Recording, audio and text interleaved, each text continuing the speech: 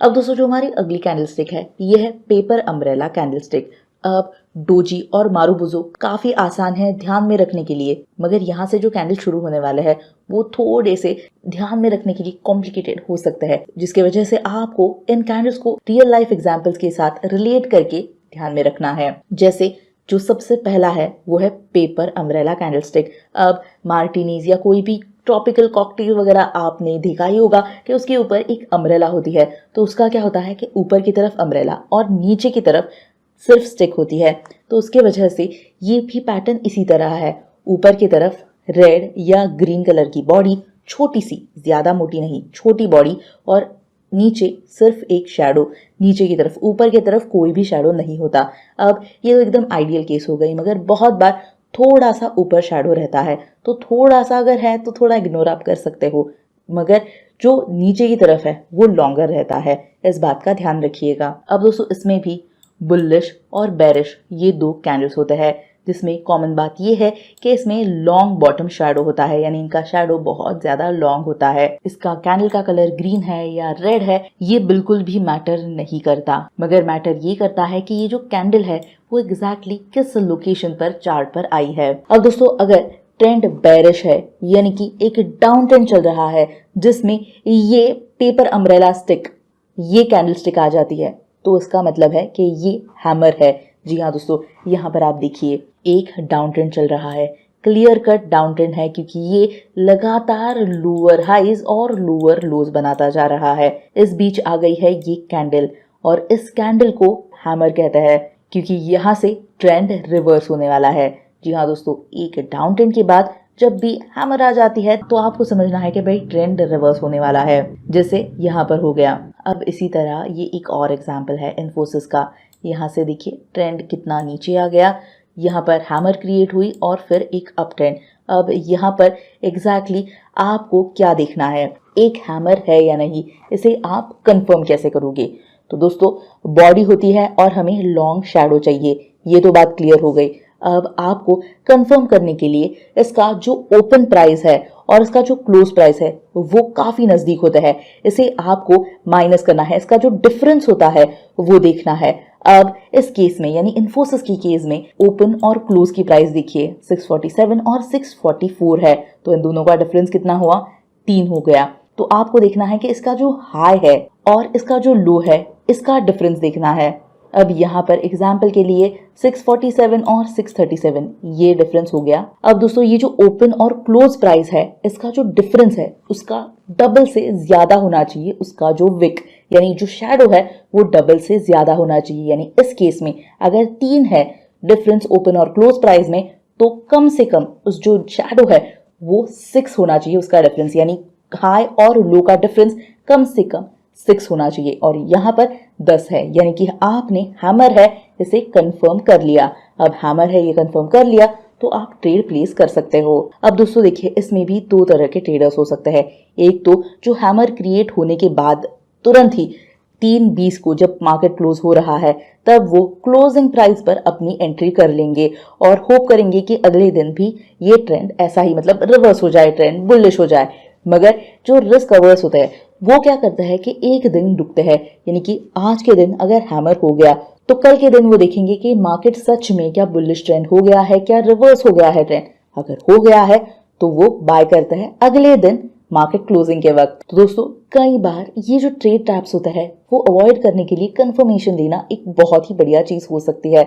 यहाँ पर इन्फोसिस के एग्जाम्पल में दोनों ही रिस्क टेकर्स और अवर्स दोनों ही प्रॉफिट में चले जाएंगे, मगर ऐसा कई बार होता है कि हैमर के बावजूद स्टॉक थोड़ा सा नीचे जाए, तो इसे अवॉइड करने के लिए आप एक दिन जरूर रुक सकते हो। अब इसकी एंट्री प्राइस क्या होगी वो देख लेते हैं। दोस्तों इसकी एंट्री प्राइस जो होगी वो होगी इसकी क्लोजिंग की प्राइस, यानी कि दिन में जब वो क्लोजिंग की तरफ जाता है तब आपको इसे बाय करना है, मगर स्टॉप लॉस जो होना चाहिए वो होना चाहिए इसका लो, यानी इस कैंडल का जो लो है इस केस में 637, इस पर आपका स्टॉप लॉस होना चाहिए, ताकि अगर मान लीजिए कि कल के दिन मार्केट नीचे भी आता है तो भी यहाँ पर आपका स्टॉप लॉस सेट हो जाएगा और आपको बहुत कम लॉस होगा। मगर यहाँ पर मगर दोस्तों कल के दिन अगर मार्केट बढ़ता है तो बहुत ही बढ़िया आपको प्रॉफिट हो सकता है। अब दोस्तों डाउन ट्रेंड की तो बात हो गई कि डाउन ट्रेंड में अगर ऐसी कैंडल आती है तो वो होती है हैमर कैंडल। मगर अप ट्रेंड का क्या? अगर अप ट्रेंड में ऐसी कैंडल आ जाती है तो दोस्तों उसे कहते हैं हैंगिंग मैन कैंडल। अब दोस्तों यहाँ पर ध्यान रखिए, मार्केट को अप ट्रेंड में होना चाहिए। बुल्स जब बहुत ही बढ़िया कंट्रोल में होते हैं तब ये कैंडल अपीयर होनी चाहिए, यानी जब हैंगिंग मैन पैटर्न अपीयर हो जाता है तब बुल्स पहले से कंट्रोल में रहते हैं मगर बेयर्स ने अब एंट्री ले ली है, जिसकी वजह से लॉन्गर लोअर शैडोज बन जाता है और बेयर्स ने एंट्री ले लिए है और बुल्स को इसने बहुत बढ़िया तरीके से ब्रेक किया है। इसका ये सिंबल है। सिंपल शब्दों में दोस्तों, हैंगिंग मैन जब भी आता है एक अप ट्रेंड के बाद तब ट्रेंड रिवर्स होके ट्रेंड बेरिश बन जाती है। यहाँ पर देखिए, आप क्लियरली देख सकते हो कि हैंगिंग मैन के अपीयरेंस के बाद स्टॉक बहुत ज्यादा नीचे आ गया। अब दोस्तों कंफर्म कैसे करोगे कि ये हैंगिंग मैन कैंडल ही है? सेम आपको स्ट्रैटेजी लगानी है जो हैमर में लगाई है। ओपन और क्लोज का डिफरेंस ले लीजिए, फिर हाई और लो का डिफरेंस लीजिए और उसके बाद जो अमाउंट आ जाएगी, यानी कि डिफरेंस से डबल से ज्यादा होना चाहिए उसका शैडो। सिंपली अगर हम यहाँ पर इस एग्जाम्पल में देखेंगे तो HDFC लाइफ का एग्जाम्पल है। ओपन देखिए हुआ है 724 पर, क्लोज कहाँ पर हुआ है 721 पर। डिफरेंस कितना है? 3 है। इसका शैडो देखिए कहाँ पर हो गया है, लो कितना है इसका 715। तो अगर आप इसे माइनस कर दोगे तो आता है वैल्यू 9 और 3 से डबल यानी कि 6 से ज्यादा होना चाहिए ये शैडो। तो शैडो यहाँ पर 9 है, यानी कि ये हैंगिंग मैन है, ऐसा आप कंफर्म कर सकते हो। अब यहाँ पर भी उसी दिन आप शॉर्ट कर सकते हो और ट्रेंड रिवर्स हो जाएगा, मगर आप अगले दिन के लिए वेट करते हो ताकि आपको एक श्योरिटी मिलेगी। अब इंट्राडे में भी ऐसा ही आपको करना है। अगर 15 मिनट की आप कैंडल देख रहे हो तो अगले 15 मिनट तक आपको वेट करना है, देखना है कि जो अगली कैंडल है वो बेरिश है कि नहीं। अगर बेरिश है तो ही आपको इसमें शॉर्ट करना है, नहीं तो थोड़ा वेट करना है अगली कैंडल के लिए। अगर अगली भी बेरिश नहीं है तो आपको वो ट्रेड नहीं लेनी है। अब दोस्तों इसके एंट्री प्राइस, स्टॉप लॉस ये क्या होंगे, चलिए देखते हैं। अब दोस्तों इसका एंट्री प्राइस जो होगा वो अगेन क्लोजिंग का ही होगा, उस दिन जो क्लोज हो रहा है या फिर उस कैंडल में जब क्लोज हो रहा है वो है इसकी एंट्री प्राइस, जहां पर आपको सेल करना है। जी हाँ दोस्तों, ध्यान रखिए क्योंकि इसमें अप ट्रेंड के बाद ट्रेंड रिवर्स होकर बेरिश होने वाला है, आपको शॉर्ट करना है और एंट्री क्लोजिंग प्राइस होगी, वही स्टॉप लॉस होगा इसका जो हाई है, चाहे वो ओपनिंग प्राइस हो या क्लोजिंग प्राइस हो, वो होनी चाहिए इसका स्टॉप लॉस। इस केस में इसकी जो क्लोजिंग प्राइस है वो है इसका हाई 724, ये हो गया इसका स्टॉप लॉस। मगर दोस्तों हैंगिंग मैन और हैमर में जो बॉडी होती है वो अपर साइड होती है, यानी कि उसका अपर शैडो नहीं होता। और अगर बॉडी नीचे की तरफ आती है तो यानी उनका अपर शैडो बहुत लंबा है तो उसे कहता है एक शूटिंग स्टार। जी हाँ दोस्तों, जब भी आप शूटिंग स्टार यानी कि स्टार को कभी आपने देखा है ऐसे नीचे आते वक्त तो कैसा होता है, उसकी जो बॉडी होती है वो नीचे की तरफ होती है और लॉन्ग शैडो होता है। तो सेम चीज आपको ध्यान में रखनी है और इसी तरह शूटिंग स्टार को भी इमेजिन करना है। अब शूटिंग स्टार अपीयर होता है एक अप ट्रेंड में। जी हाँ दोस्तों, अप ट्रेंड में ये शूटिंग स्टार आता है, इसका ये मतलब है। और यहाँ पर देखिए ये जो बॉडीज है वो नीचे की तरफ है और इनका लॉन्ग अपर शैडो होता है। अब यहाँ पर बॉडी का कलर क्या है, यानी कि वो रेड है या फिर ग्रीन है, वो ज्यादा मैटर नहीं करेगा, मगर अगर पैटर्न अप ट्रेंड है और ट्रेंड रिवर्स होने वाली है वहां से, तो दोस्तों ऑब्वियसली एक रेड बॉडी होगी तो ज्यादा कंफर्मेशन जरूर मिलेगा। मगर ध्यान रखिए ये होगी एक बुलिश ट्रेंड में ट्रेंड रिवर्सल का कैंडल। अब दोस्तों ये होता कैसे है, जब शूटिंग स्टार होता है तब उसकी जो प्रायर ट्रेंड होती है वो अप ट्रेंड होती है, यानी बुलिश ट्रेंड होती है, यानी कि कई दिनों से बुल्स ही कंट्रोल में है और लगातार बाइंग ही कर रहे हैं, यानी कि हायर हाइज और हायर लोज ये मार्केट बनाता जा रहा है। मगर जिस दिन ये शूटिंग स्टार का पैटर्न बन जाता है तब स्टॉक बहुत ज्यादा ऊपर चला गया है, ठीक है, बुल्स ने बहुत ही ऊपर खींच लिया है, मगर वहां सेलर्स को लगता है यानी बेयर्स को लगता है नहीं प्राइस बहुत आगे बढ़ गया है, अब इसे नीचे आना है, तो वो सेल कर देते हैं वहां पर और वहां पर एंट्री बन जाती है बेयर्स की। अब वहां पर बेयर्स इतनी ज्यादा एक्टिव हो जाता है कि प्राइस नीचे की तरफ आने लगती है, वो प्राइस बहुत ज्यादा नीचे खींचने लगते हैं, जिसकी वजह से जो बॉडी है वो नीचे की तरफ होती है और जो शैडो है वो बहुत ज्यादा बन जाता है। अब शैडो बहुत ज्यादा बन जाता है, इसका क्या मीनिंग है, सिंपली दोस्तों जैसे हमने हैमर में या फिर हमने हैंगिंग मैन में कैलकुलेट किया, ओपन माइनस क्लोज, यही सेम लॉजिक आपको शूटिंग स्टार में भी लगाना है। जैसे इस एग्जाम्पल में देखिए, HDFC का मैंने एग्जाम्पल ले लिया है। यहाँ पर एक बहुत ही बढ़िया बुल ट्रेंड चल रही है, फिर आया शूटिंग स्टार। शूटिंग स्टार आने के बाद देखिए कितनी ज्यादा ये बेरिश ट्रेंड बन गई।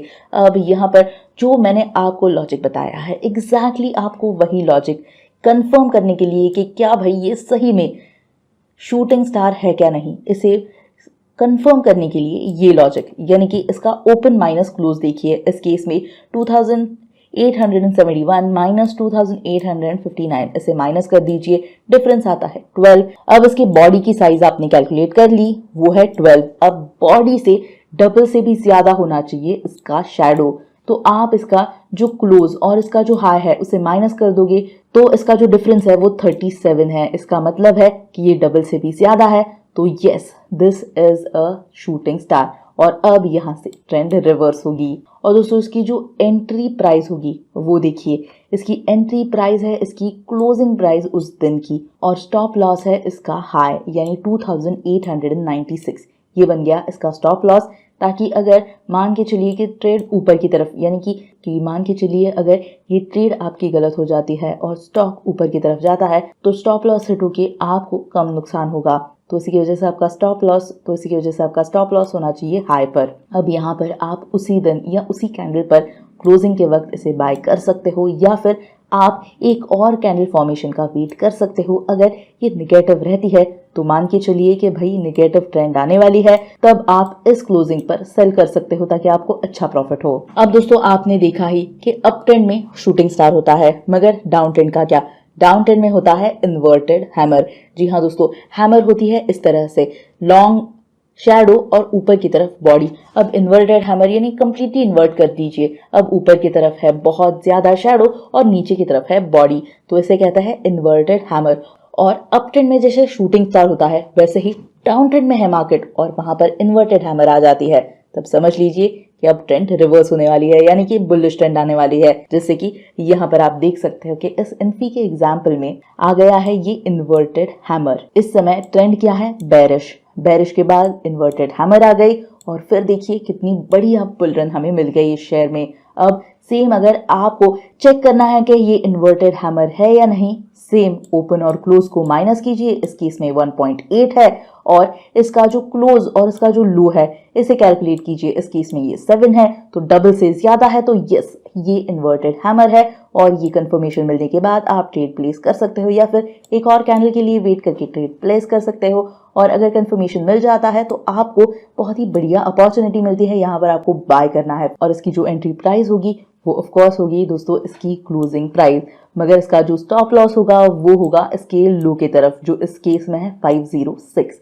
यानी कि अगर मान के चलिए कि इससे ज्यादा ये नीचे आता है तो भी आपको नुकसान ज्यादा नहीं होगा, अगर ऊपर की तरफ जाता है आपने बाइंग की है जबरदस्त प्रॉफिट हो सकता है। तो चलिए दोस्तों अब समराइज करते हैं, क्योंकि ये भी बहुत इंपॉर्टेंट है, आसानी होगी आपको ध्यान में रखने के लिए। अब मान के चलिए कि एक अप ट्रेंड है और ये कैंडल तैयार हो गई, यानी कि इसकी बॉडी लोअर साइड पर है, तो वो है शूटिंग स्टार। अगर सेम चीज आपको यहाँ पर दिख जाती है, एक अप ट्रेंड है और इस तरह से बॉडी ऊपर की तरफ है, तो ये हैंगिंग मैन है। सिमिलरली एक डाउन ट्रेंड चल रही है और इसी तरह बॉडी ऊपर की तरफ है और लॉन्ग शैडो है नीचे, तो वो है हैमर। और अगर डाउन ट्रेंड में है मार्केट और ऊपर की तरफ नहीं नीचे की तरफ है इस बार बॉडी, तो ये है इन्वर्टेड हैमर। अब दोस्तों ये तो हो गए कुछ कैंडल स्टिक्स, जो सिर्फ एक ही कैंडल स्टिक है जिसकी वजह से आपको पता चल जाएगा कि अगली जो ट्रेंड होने वाली है वो क्या होने वाली है, जो अगली प्राइस एक्शन होने वाली है वो क्या हो सकती है। मगर यही थे वो कुछ सिंगल कैंडल स्टिक्स। अब हम आगे बढ़ेंगे मल्टीपल कैंडल स्टिक्स, यानी कि एक से ज्यादा कैंडल स्टिक्स लगते हैं पैटर्न को एनालाइज करने के लिए।